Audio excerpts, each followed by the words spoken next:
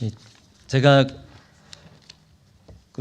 한 며칠 동안 감기 때문에 목소리도 좀 잘 안 나오고 그죠.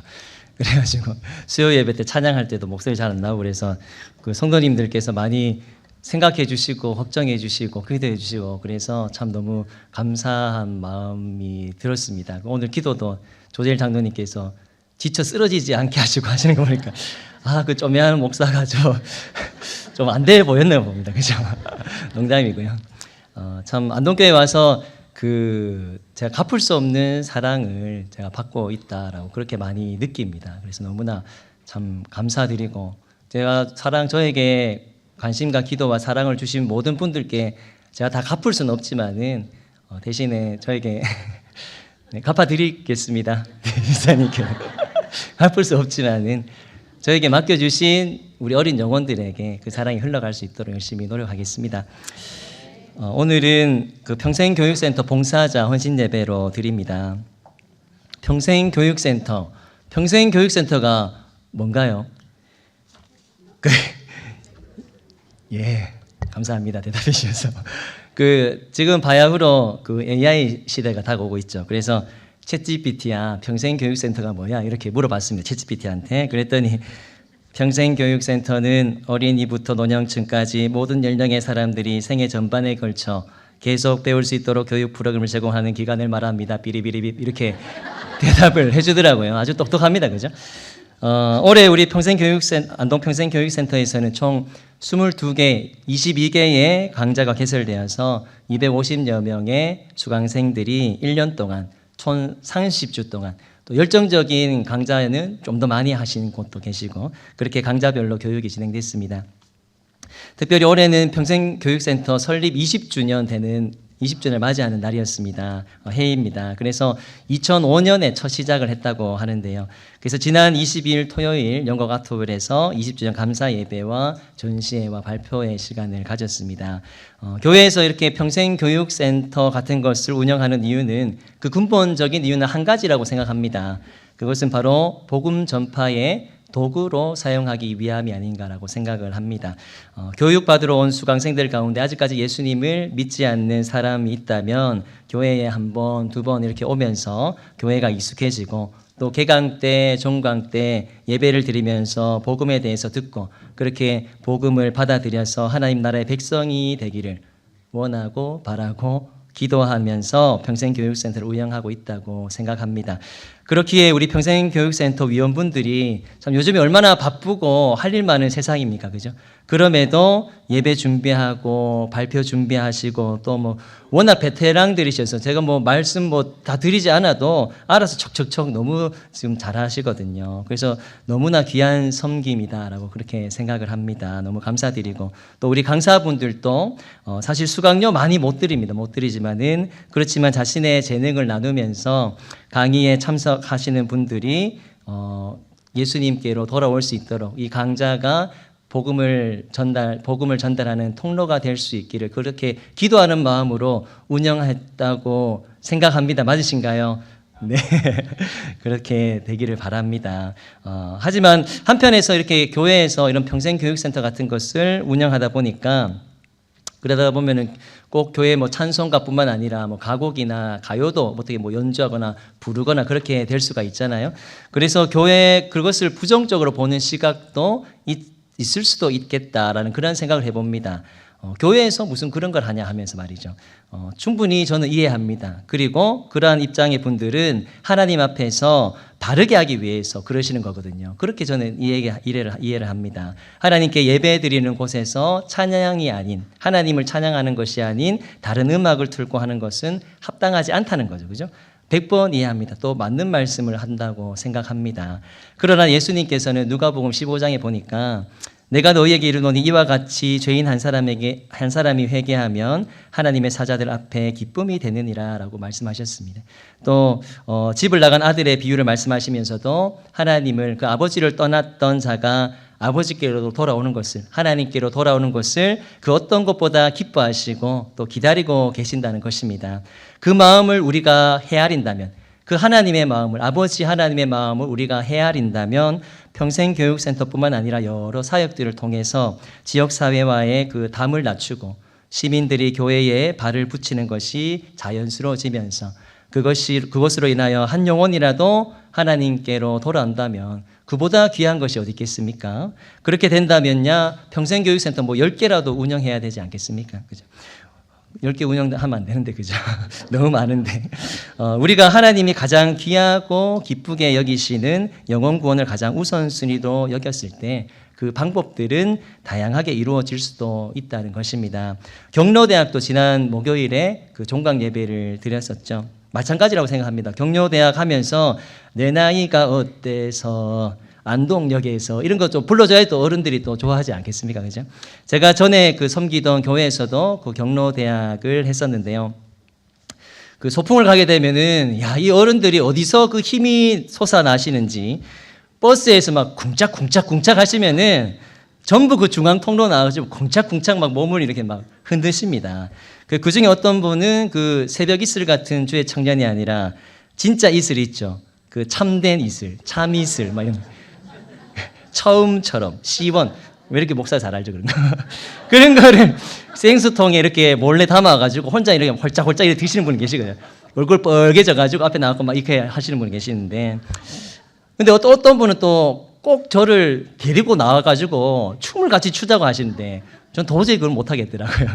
못하겠는데. 근데 목적지에 도착하면은 한 3분의 1은 앉아 계십니다. 그늘 찾아서 앉아 계세요. 왜냐하면 그분들은 그 교회에 오기까지 전부 보행기 끌고 오시는 분들이고 또 전용 카트 있잖아요. 그 전동 카트. 그거 타고 바로 앞에 교회 문 앞에까지 오시는 분들이기 때문에 걸음을 못 걸으신. 그래서 어떤 뭐 좋은 곳에 구경하러 가도 그 가는 힘이 없으셔요. 다리에 힘이 없으셔서 그냥 그 주변에서 그늘에 찾아서 앉아 계시고 뭐 버스에 타 계시고 뭐 그렇게 하시거든요. 그렇게 하시다가 이제 다 끝나고 출발할 때 되면은 또 타시고 또 차에서 호랑이 기운이 또 솟아나가지고 쿵짝쿵짝 또 하시다가 또 뜨뜻한 갈비탕 한 그릇 드시고 그렇게 집으로 돌아가십니다.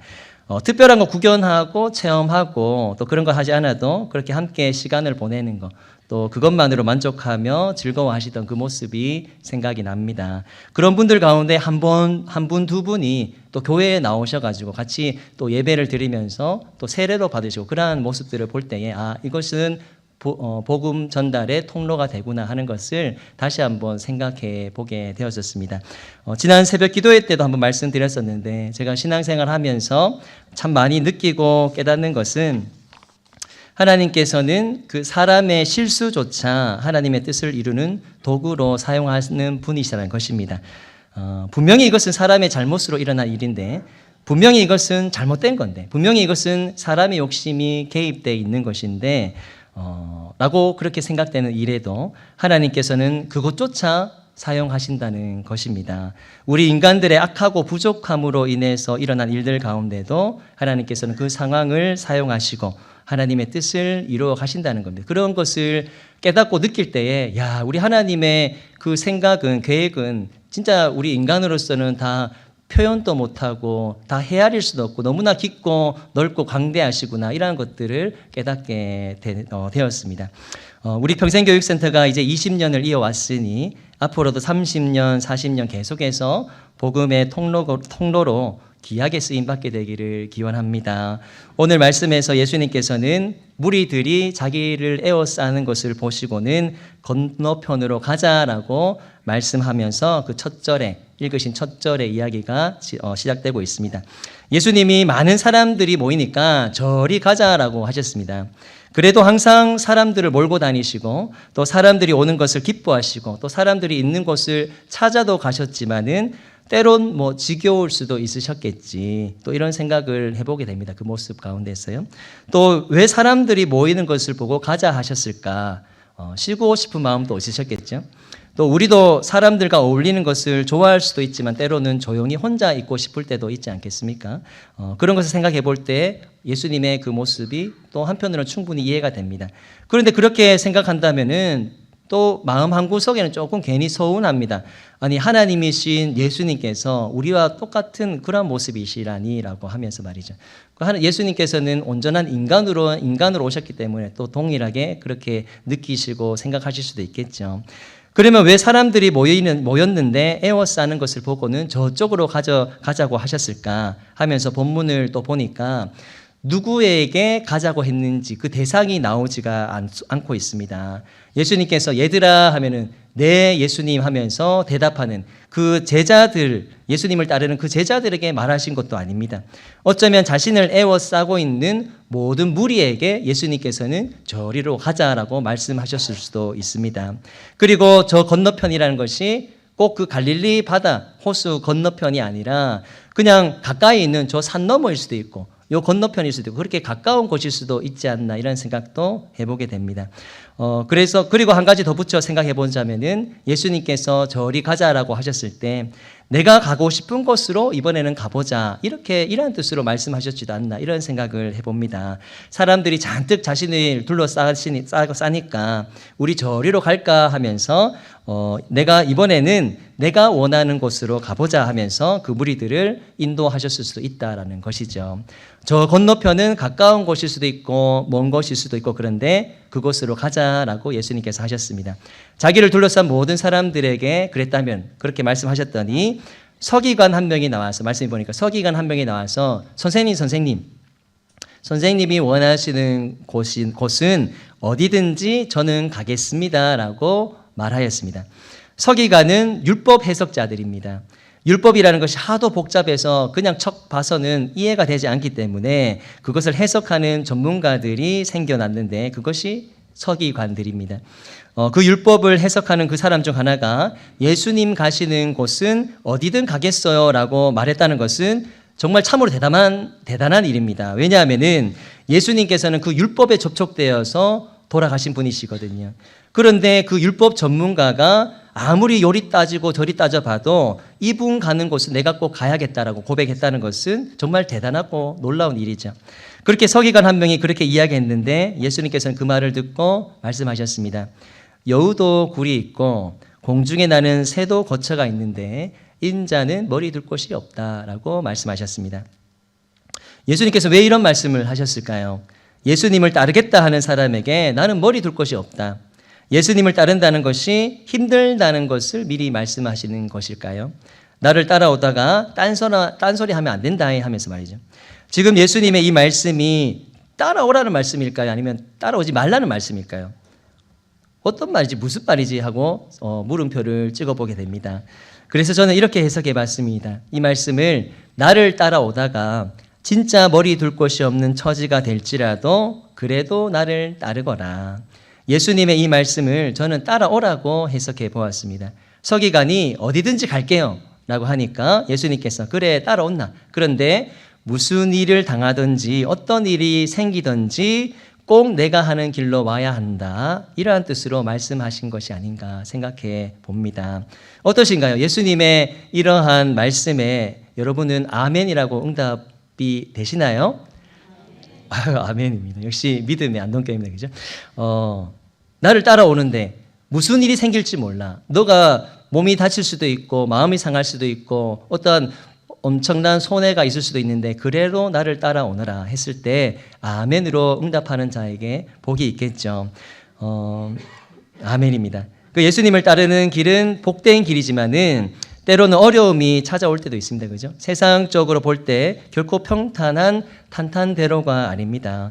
지나온 믿음의 선배들이 걸어온 길을 생각해 본다면 결코 쉽고 편한 길이 아닙니다. 그죠? 아까 좀 전에 찬송했던 것처럼 좁은 길입니다. 좁은 길.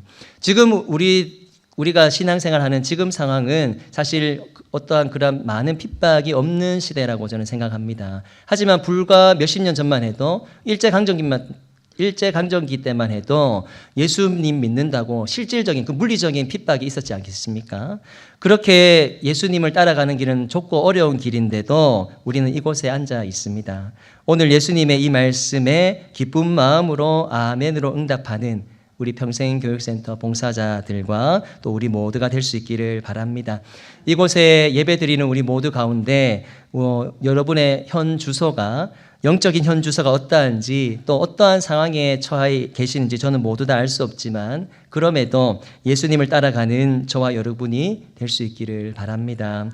그랬더니 제자 중 또 한 사람이 예수님께 말했습니다. 21절에 보니까 여기서 또 한 사람이라고 이야기하고 있습니다. 그렇게 또 한 사람이라고 이야기하는 것을 볼 때에 앞서 말했던 그 서기관도 예수님의 제자였다라고 우리는 알 수가 있겠죠. 그죠? 그리고 이제 이 한 사람이 말하기를 나로 아버지의 장례를 좀 치르고 오게 해주세요. 이렇게 말했다는 것이죠. 그래도 예수님을 따라다니던 가운데서도 이런 소식이 오고 가고 했는 것 같습니다.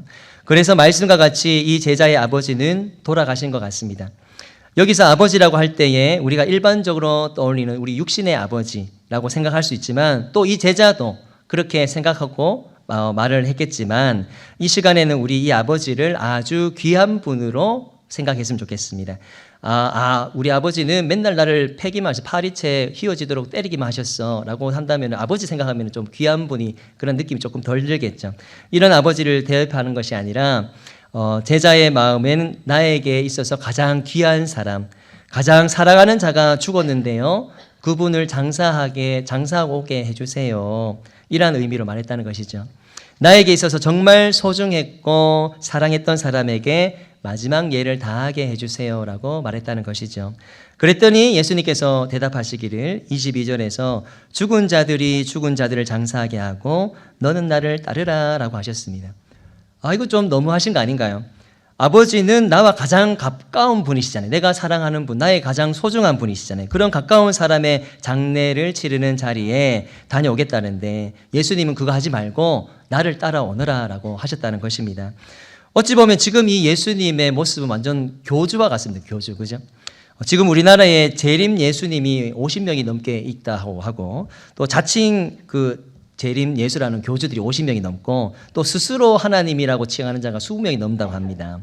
우리나라 막강합니다. 그죠? 예수님이 50명이 넘고 하나님이 20명이 넘는다니, 그죠? 이런 사이비 교주들이 이미 잘 아시겠지만은 아주 이들은 무지막지합니다. 그들은 11조 해라 정도가 아니라 11조가 아니라 아예 집을 바쳐라, 자식을 바쳐라, 집을 버리고 나를 따라라, 이렇게 가족을 버리고 나를 따라라 이렇게 하는 거죠. 만약에 그 목사님들이 집을 바쳐라 하시려면은 여러분께 집을 바치실래요? 아니면 바쳐볼까요? 하면서 막 눈치 보면서 이야기하실 텐데 교주는 그런 거 눈치 안 봅니다. 그죠? 그냥 다 바쳐라고 그렇게 이야기를 하죠. 어떻게 보면 지금 예수님의 모습이 그 딱 교주의 모습과 같지 않나 그런 생각을 해보게 된다는 거죠. 우리 일반 상식과는 너무나 거리가 먼 그런 말씀을 하고 계시다는 겁니다. 장래 냅두고 나를 따라 라고 하셨다는 거죠. 예수님께서 이렇게 말해서 그렇지 만약에 신천지 이만희 씨가 그랬다면은 우리는 아주 그 사람들 욕하고 라고 오만 이야기를 다 했을 겁니다. 무슨 미친놈이 부모 장례도 못 가게 해 하면서 말이죠. 지금 하신 예수님의 말씀을 여러분 어떻게 생각하십니까? 그래 그렇게 해야지 라고 생각을 하십니까? 사실 이것은 보통 이야기가 아닙니다. 이렇게 예수님께서는 사랑하는 자가 죽은 그곳도 가지 말라고 하시면서 했던 말씀이 오늘 22절 말씀을 다시 보시면은 죽은 자들로 죽은 자를 장사하게 하라라고 말씀하셨다는 것입니다. 이건 또 무슨 말씀이실까요? 그냥 죽은 자들은 놔둬라, 죽은 자들은 죽은 자들끼리 있게 해라라는 그런 말씀일까요? 예수님께서는 본래 피부치에 대해서는 그렇게 강조하지 않는 분이셨기 때문에 이렇게 생각하실 수도 있습니다. 예수님께서 언제 한 번은 누가 내 어머니인가? 누구든지 하나님의 뜻대로 하는 자가 내 어머니고 내 형제고 가족이다 이렇게 말씀하셨잖아요. 그렇기 때문에 조상 숭배를 하는 우리나라에서 기독교가 들어왔을 때 이건 오랑캐 존두다 하면서 그렇게 핍박을 받았던 것입니다. 지금도 그렇게 딱 공격당하기 좋은 그런 말씀인 거죠. 아니면 이 말씀에서 죽은 자들이라고 말씀하는 것은 살았으나 죽은 것 같은 그러한 사람을 말하는 것일까요? 예수님을 믿는 너희들은 살았고 믿지 않는 그들은 죽은 자들이라 이렇게 말씀하시는 것일까요? 저는 이것을 이렇게 해석해 봤습니다. 여기서 죽은 자들로 장사하게 해라 할 때 죽은 자들은 죽은 자들을 향해서 무엇인가를 할 수 있다고 생각하는 사람들, 죽은 자들에게 우리는 더 이상 무엇을 해줄 수가 없어 라고 하는 것이 아니라 죽은 자들에게도 무언가를 해줄 수 있다라고 생각하는 사람들, 이들은 죽음 가운데 사는 자들입니다. 지금 말씀에서 제자의 아버지는 죽었습니다. 이미 죽은 사람에게는 우리가 더 이상 무엇을 해줄 수가 없습니다. 죽은 사람은 이미 우리 능력의 밖에 있기 때문입니다. 그런데 우리는 그 전통과 우리 마음의 정, 이러한 것들 앞에서 죽은 사람에게 무언가를 더 해줄 수 있다고 우리는 생각하며 살아가고 있죠. 이런 생각을 가진 사람을 예수님은 지금 죽은 자들이라고 하셨다는 것입니다. 믿는 사람은 얼마나 명료한 정신을 가지고 살아가는가 하면요, 내 아버지가 금방 돌아가셨어도 그분은 이제 우리 산자의 영역을 떠나서 하나님 품에 계시고 그분을 생각하며 오늘 살아있는 우리들은 어떻게 살아가야 할까 하면서 그 마땅한 자세를 생각하는 이 정도의 명료한 생각, 깨어있는 생각을 하는 사람들이 우리 예수님을 따르는 사람들이다라는 것을 우리 이 말씀을 보면서 생각할 수가 있습니다. 지금 우리도 그렇게 살아가고 있죠. 오늘 말씀은 우리에게 너무나 가까운 말씀입니다. 지나간 과거는 이미 흘러가서 없습니다. 미래는 아직 올지 안 올지 모르기 때문에 없는 것입니다. 우리에게 주어진 삶은 오늘입니다. 지금입니다. 믿음 소망이라는 이름 하에 우리는 그 소망하는 것이 이루어지는 그날을 위해서 오늘을 살아갑니다. 그런데 우리는 과거를 되돌아보면서 그때가 좋았지라고 하면서 그리워하고 또 후회하고, 또 미래를 생각하면서 어떡하지 하면서 염려하고 걱정을 하죠.